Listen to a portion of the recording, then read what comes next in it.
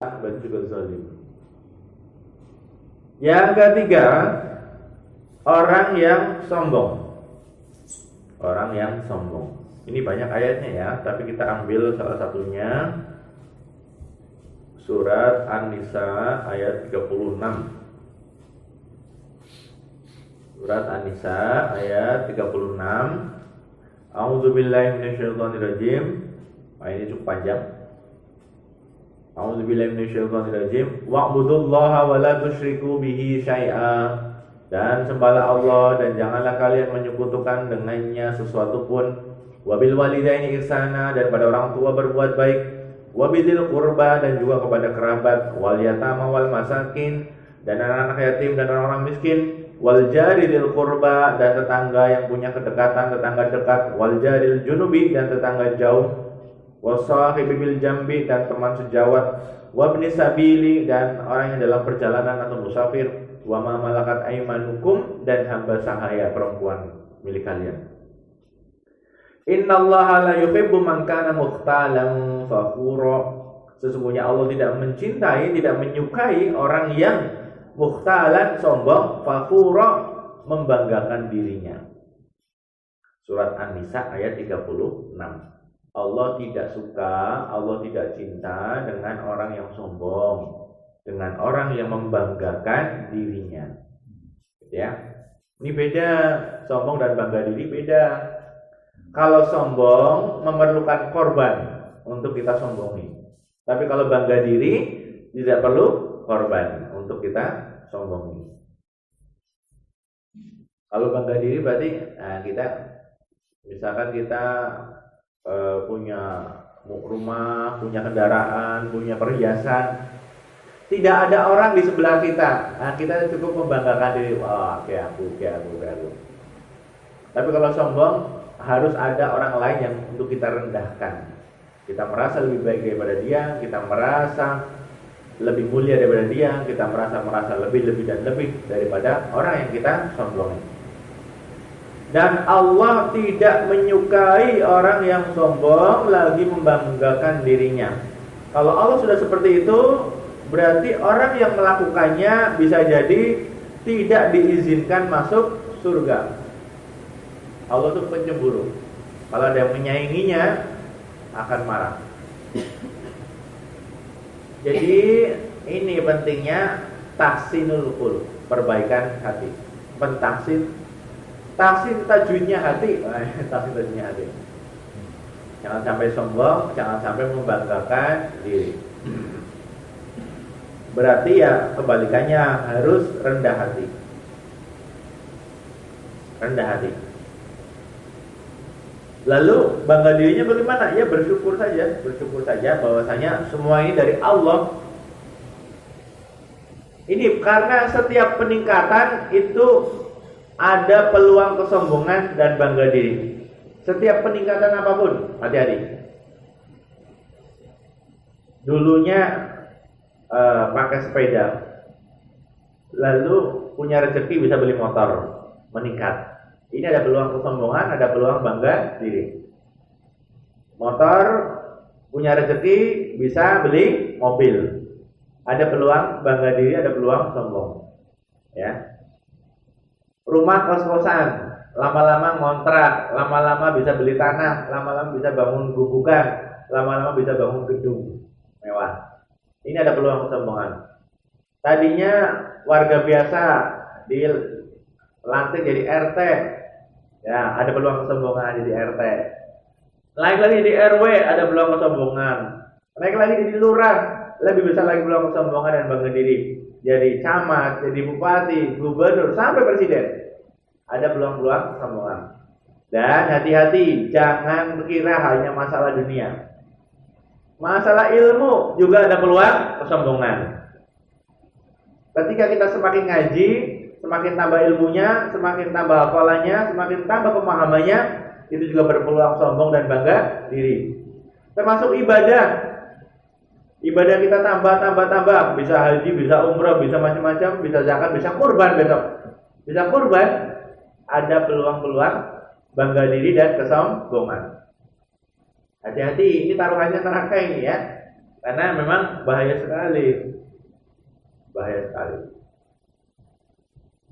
Jadi kita harus banyak menyempatkan waktu, duduk sejenak, memikirkan, merenungi kesombongan-kesombongan kita, merenungi kejelekan-kejelekan kita, merenungi aib-aib kita, untuk kita hentikan, untuk kita taubati, untuk kita perbaiki untuk kedepannya, gitu ya. Jadi jangan sampai kita biarkan diri kita punya kesombongan dan bangga diri.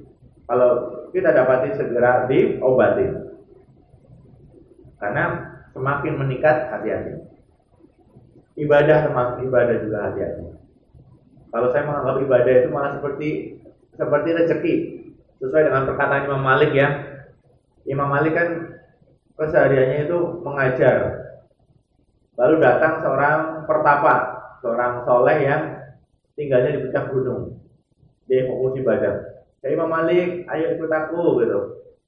Di sana saja kita di puncak gunung ibadah, fokus daripada di sini banyak kemungkaran, banyak maksiat, mendingan kita ke atas. Imam Malik menjawab, enggak, rezekiku di sini, rezekimu di sana. Rezekimu di sana di puncak gunung ibadah, rezekiku di sini mengajar sebanyak-banyaknya orang. Ya, karena ibadah itu seperti kerja. Kalau kerja nanti ada penghasilan. Penghasilan kita bisa belanjakan untuk tempat tinggal, pakaian, dan apa yang kita makan dan minum. Itu kerja. Ibadah juga seperti itu. Ibadah kalau diterima oleh Allah jadi pahala, pahala bisa jadi tempat tinggal surga, bisa jadi makanan dan minuman, bisa jadi pakaian surga. Sama materi juga kan. Rezeki juga ada yang rezekinya petani, ada yang rezekinya kantoran, ada yang rezekinya pedagang, beda-beda. Yang malas juga akan berpengaruh pada rezekinya. Yang malas ibadah juga akan berpengaruh pada pahalanya. Jadi mirip ya, yang namanya ibadah dan rezeki. Jadi orang yang sombong adalah orang yang tidak dicintai Allah. Ini nomor 3. Ini sampai jam berapa ini? Jam berapa suruknya? Oh iya ya, sudah ya. Sudah 49-nya. Suruknya 49. Nah, tapi ada waktu untuk sejenak untuk sholatnya kan. Ya, ini juga hujannya. Tambah ya, nambah sedikit ya. Kalau Pak Nasikin malah sampai jam 6 ya. Sekarang Pak Nasikin di Jalan Lepur. Yang berikutnya nomor 4, merusak. Merusak Al-Maidah ayat 64. Nah, ini merusak ya. Ini juga orang yang tidak dicintai Allah, merusak. A'udzubillahi minasyaitonirrajim. Nah, ini kita ini saja, kita ambil yang belakangnya ya. Wa yas'auna bil ardi fasada wallahu la yuhibbul mufsidin. Dan mereka berbuat kerusakan di bumi, dan Allah tidak menyukai orang-orang yang berbuat kerusakan. Ini cerita tentang Yahudi ya, ayat 64 ini. Orang Yahudi yang mengatakan tangan Allah terbelenggu. Sebenarnya tangan mereka lah yang dibelenggu dan mereka yang dilaknat disebabkan apa yang mereka katakan itu. Padahal kedua tangan Allah terbuka. Dia memberi rezeki sebagaimana dia kehendaki. Dan Al-Quran diturunkan kepadamu dari Tuhanmu, itu pasti akan menambah kedurhakaan dan kekafiran bagi kebanyakan mereka. Dan kami timbulkan permusuhan dan kebencian di antara mereka sampai hari kiamat. Setiap mereka menyalakan api peperangan, Allah memadamkannya. Dan mereka berusaha menimbulkan kerusakan di bumi, dan Allah tidak menyukai orang-orang yang berbuat kerusakan. Ini Yahudi nih. Perang ini ada kan peperangan, Allah padamkan. Jangankan membunuh anak-anak wanita, saya tuh tidak heran kalau mereka bunuh anak-anak dan wanita. Nabi saja dibunuh, ya. Nabi dibunuh soal Al-Baqarah tuh. Mereka Yahudi itu membunuh Nabi. Dan Rasulullah tuh berkali-kali mau dibunuh. Termasuk wafatnya Rasulullah juga karena diracun oleh Zainab, wanita Yahudi. Ketika Rasulullah sedang sakit keras di menjelang wafatnya, dia berkata pada Aisyah, "Hai Aisyah, sakitnya racun yang pernah aku makan itu sekarang seperti memotong-motong uratku." Dulu di perang Khaybar kan Rasulullah ditanya oleh wanita Yahudi, bagian mana dari kambing yang kau paling suka? Bagian pahanya, ya, bagian kakinya.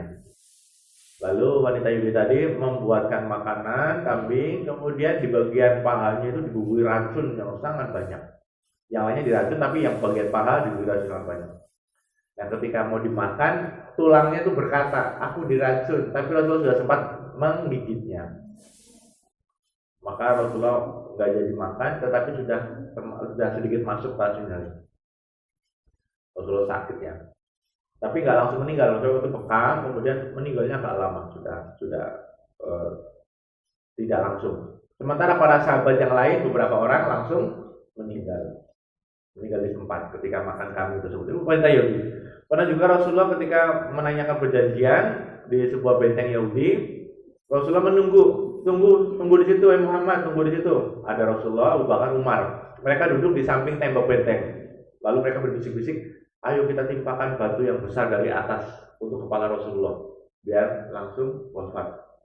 Diambillah batu, tapi mereka Jibril berkata, pergi, Anda mau dicelakai. Maka Rasulullah tanpa penjelasan langsung pergi. Abu Bakar dan Umar loh, Rasulullah pergi, katanya madur sama orang Yahudi, ikut pergi. Ya Rasul, kenapa pergi? Aku diberitahu mereka Jibril. Nah, ketika mau taruh batu loh, Rasul sudah gak ada. Mereka itu jahat sekali, Yahudi itu jahat sekali. Berkali-kali mau membunuh Rasulullah, dan beberapa nabi sudah sampai dibunuh. Ya, ada tuh ayatnya gimana ya? Ayatnya tentang Yahudi yang membunuh para nabi itu ada di Al-Baqarah. Wa yaqtuluna anbiya'ahum. Itu surat agak panjang itu suratnya. Yang ada Sumakosat ya, Sumakosat apa ya? Nah ini Al-Baqarah 61. Dzalika bi annahum kanu yaqtuluna bi ayatillahi wa yaqtuluna an-nabiyyina bi ghairil haqq. Itu disebabkan karena mereka adalah kafir terhadap ayat Allah dan mereka membunuh nabi-nabi, para nabi tanpa hak. Ya. Orang Yahudi seperti itu. Nah, itu di ayat ini, ayat 64 Al-Maidah, mereka menuduh Allah sebagai tangannya terbelenggu alias pelit. Ya, masa Allah dibilang pelit itu kan jahat sekali Yahudi ya. Dibilang pelit. Makanya bapak-bapak ibu-ibu kita selalu berdoa dengan mantap, ghairil maghdubi alaihim. Nah, itu Yahudi, maghdub itu Yahudi. Maghdub yang lain itu Yahudi. Jadi Allah tidak menyukai orang yang berbuat kerusakan, merusak bumi dengan secara zahir atau merusak bumi dengan maksiat. Apa bisa merusak bumi dengan maksiat? Bisa. Penduduk warga bermaksiat terang-terangan, lalu Allah mengazab dengan bencana, kan buminya rusak. Nah, itu. Jadi orang-orang soleh jangan diam saja kalau ada kemaksiatan terang-terangan, harus ditindak, karena kalau tidak ditindak akan rusak bumi ini dengan bencana yang Allah kirimkan, atau merusak bumi dengan betul-betul merusak, seperti polusi itu juga merusak bumi. Makanya ke depan itu ada konon katanya ada mobil listrik ya. Nanti bensin sudah tidak laku, SPBU tutup, bengkel-bengkel mobil sudah tutup semua, bangkrut semuanya. Karena nanti mobilnya mobil listrik, motornya motor listrik, hemat, aman. Bahkan ke depannya lagi ada kendaraan robot. Kendaraan apa yang sudah pakai program, kita tinggal pencet, kita nggak nyupiri, semuanya akan diantarkan kemana-mana dengan program mobil tadi. Sehingga nanti perusahaan sopir-sopir bangkrut, karena semuanya sudah otomatis dan kecelakaan berkurang sampai hampir 100%. Karena kalau sudah mesin yang jalan itu nggak mungkin kecelakaan. Kalau manusia masih kecelakaan. SPBU tutup karena sudah ada bensin lagi. Apa namanya, Pertamina sudah ditutup. Ini gambaran ke depan kalau jadi kendaraan listrik, cukup dicas pakai listrik. Dan itu lebih murah dan bebas polusi. Nggak tahu sekarang sudah ada belum mobil listrik di negara mana? Kalau kendaraan pribadi yang mobil listrik itu luar biasa itu. Yang itu saya baca tuh ternyata. Karena begini, apa yang sekarang jaya belum tentu besok jaya. Kodak, tahu Kodak ya, uji film itu akhirnya bangkrut gitu ya. Nokia bangkrut gitu. Ya apa sih yang dulu sekarang mall-mall bangkrut, mall-mall besar Giant itu tutup karena kalah sama perusahaan yang online yang nggak punya toko bahkan gitu. Perusahaan taksi juga bahkan bangkrut oleh perusahaan yang bahkan tidak punya taksi, tidak punya motor, tidak punya apa-apa, punyanya online. Jadi memang kita harus berkembang, dari sisi dunia harus berkembang. Tapi ada satu hal yang tidak akan pernah usang oleh zaman apapun, iman dan takwa. Jadi nggak akan bingung bapak-bapak itu. Kalau iman dan takwa ada, mau hidup di zaman apapun kita akan tenang, nggak akan stres gitu ya. Itu ya, ini jam 6 pas. Mudah-mudahan Allah SWT melindungi kita dari sifat-sifat yang membuat Allah benci. Dan mudah-mudahan Allah mengaruniakan kita, anak-anak kita, cucu-cucu kita, dan seluruh keluarga besar kita rasa cinta kepada Allah dan rasa cinta kepada Rasulullah SAW. Dan akhirnya dengan doa akhir majelis, subhanakallahumma bihamdika asyhadu an la ilaha illa anta astaghfiruka wa atubu ilaik. Allahumma shalli wa sallim wa barik ala Muhammad wa ala Muhammad bila walidain. Assalamualaikum warahmatullahi wabarakatuh. Waalaikumsalam warahmatullahi wabarakatuh.